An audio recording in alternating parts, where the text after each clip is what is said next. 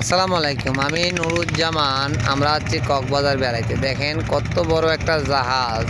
এই জাহাজটা বন্দর থেকে যাচ্ছে তেল নিয়ে।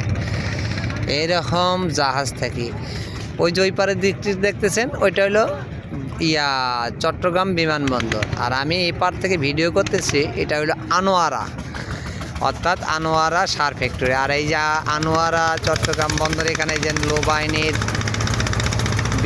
জাহাজ, তারপরে বিমান বাহিনীর জাহাজ, তারপরে ওই যে ওই জাহাজগুলো দেখতেছেন, এই জাহাজটা হলো আপনার সেন্ট মার্টির উদ্দেশ্য নিয়ে যায়।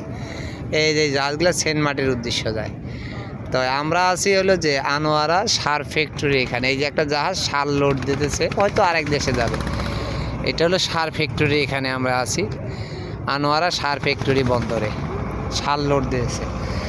তো ওই পার থেকে যখন ছোট্ট ছোট্ট ট্রলারগুলো আসতেছে লোক নিয়ে, চট্টগ্রাম বন্দর থেকে যখন ওই ট্রলারগুলো দিয়ে আসি আনোয়ারা বন্দরে আসবেন, তখন মনে করেন 20 টাকা ভাড়া নেবে। এই যে একটা চলে যাচ্ছে,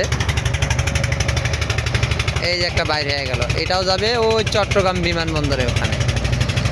তাহলে এইরকম ছোট ছোট ট্রলার দিয়ে এই নদীটা পার হইতে হয়। আর ওপাশে আছে কর্ণফুলী টানেল। টানেলের ভিতর দিয়ে আসলে 50 টাকা আপনাদের লাগবে। তো আমার মনে হয় শর্টকাট রাস্তা হলো এইটা।